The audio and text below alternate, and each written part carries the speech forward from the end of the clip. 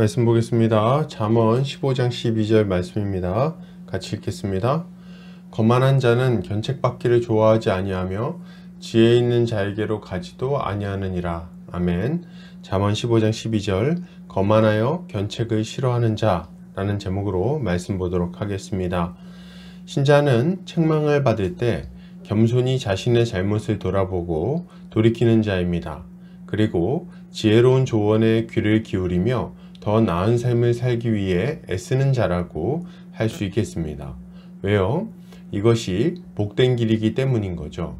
오늘 본문을 통해서 이에 대해 함께 살펴보도록 하겠습니다. 오늘 잠언 기자는 거만한 자는 견책받기를 좋아하지 아니하며 지혜 있는 자에게로 가지도 않는다고 말합니다. 이것을 타번역본에서는 거만한 사람은 자기를 책망하는 사람을 좋아하지 않으며 지혜 있는 사람을 찾아가지도 않는다 라고 번역하고 있습니다. 여기서 거만한 사람은 교만하고 무례하며 완고한 자라고 할 수 있습니다. 이러한 자는 자기 자신의 잘못을 인정하지 못하기에 다른 사람의 비판을 거부하고 책망을 싫어합니다. 그리고 거만한 자는 자기 자신을 가장 지혜로운 자로 여기기에 지혜로운 자에게 가서 지혜를 묻지도 못하는 거죠. 그렇기에 그는 다른 한편으로는 어리석은 자라고 할 수 있는 것입니다. 먼저 거만한 자는 견책받기를 좋아하지 않습니다. 그래서 그는 자신의 잘못에서 돌이키지 못하고 점점 더 어리석어지는 거예요. 사람은 누구나 실수하고 잘못을 저지르며 살아갑니다. 그래서 사람은 늘 자기 자신의 실수와 잘못을 반성하면서 더 나은 길로 나아가야 되는 거죠. 그런데 거만한 자는 이렇게 하지 않는 겁니다. 그는 실수하고 잘못을 저지르고 나서도 자신의 잘못이나 실수에서 돌이킬 줄을 모릅니다. 왜요? 자신의 잘못을 인정하지 않기 때문이에요.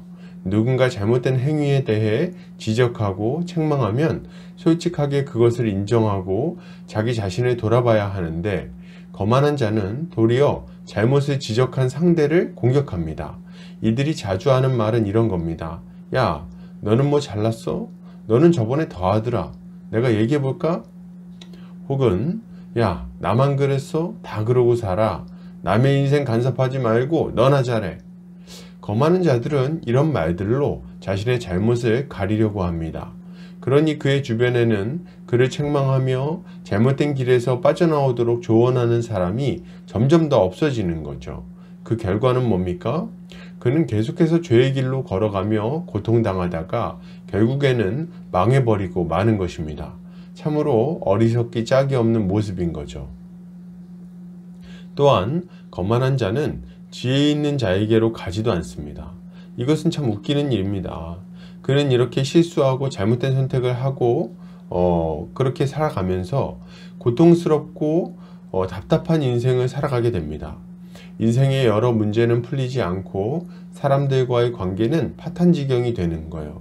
그런데 그럼에도 불구하고 자신이 가장 지혜롭고 똑똑하다고 생각하는 겁니다. 그러니 문제를 해결하기 위해 지혜로운 사람들을 찾아가지도 않는 거예요.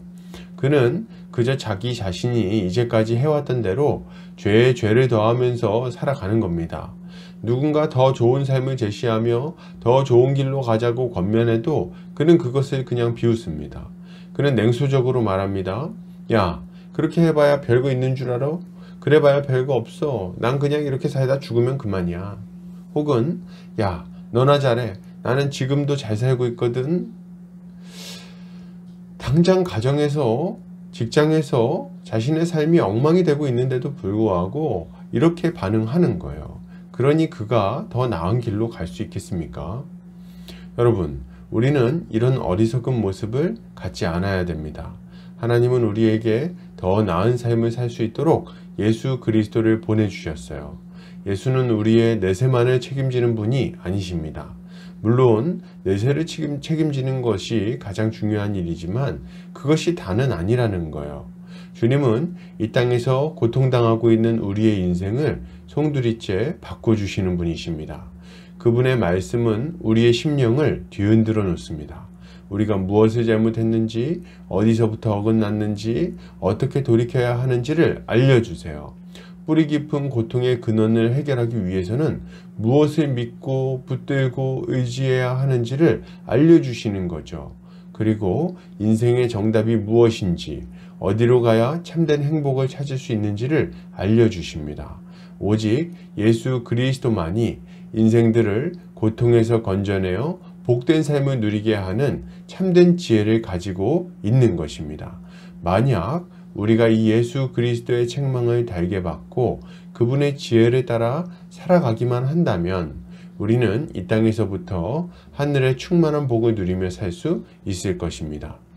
우리의 문제는 해결될 거예요. 가정에서, 직장에서, 학교에서 우리를 괴롭히는 문제들이 하나하나 해결될 것입니다.